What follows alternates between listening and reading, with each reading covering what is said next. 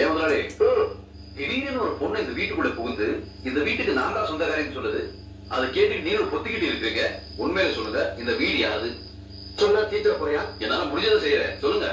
கரெக்டா. இவ்வளவு நாளா என் மனசுக்குள்ள இருக்கிற விஷயத்த யாருக்கிட்டையாச்சும் சொல்லணும்னு நினைச்சேன். அதுக்கு ஒரு நல்ல வாய்ப்பு கிடைச்சிருக்கு. உங்ககிட்டே சொல்றேன், உட்கார் பிளீஸ். கணபதி ஐயர்னு இருந்தா 2 பேரா? ஒரு ஆளுதாப்பா. அவர்கிட்ட எங்க அக்கா காமாட்சி ரொம்ப நாளா வேலை பார்த்துக்கிட்டான். அப்படி வேலை பார்த்துக்கிற எங்க அக்காவை அந்த ஆளு ரொம்ப நாளா வச்சிருக்காருன்னு ஊருக்குள்ள ஒரு புரணி. அதை கேட்டு நான் ஆக்ரோஷப்பட்டு நேரா அவன் வீட்டுக்கு போய் அவன் சட்டையை புடிச்சு எங்க அக்காவை வச்சிருச்சு அவன் கொண்டனா அப்படின்னு ஒரு வார்த்தை கேட்டேன். அவன் என்ன சொன்னான்? அவன் சிம்பிளா ஒரு பதில் சொன்னான். என்ன?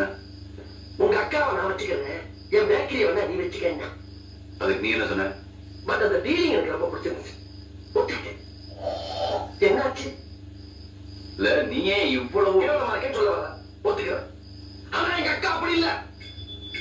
கிளி மூக்க, எலும்புச்சம்பள கடல், சுண்டி விட்ட ரத்தம், மொத்தத்துல சூப்பர். கொஞ்சம் ஓவரா போயிட்டல. ஐ ஆம் வெரி சாரி. இன்னொரு முக்கியமான விஷயம் சொல்ற கேளு.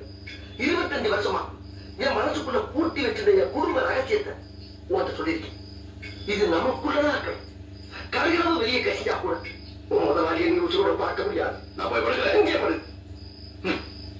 இவ்வளவு கேவலமான விஷயத்தை எவனாவது வெளியே சொல்லுவானையா? அதை சொல்லிடுறது பயன் அப்பா. அவன் இங்க படுக்க சொல்றேன். சரிடா. பேக்கரி டெவலப் பண்ணது போகும். மண்ண வேணும், வெண்ண வேணும்னு உசுர வாங்குறாங்க. என்னையா?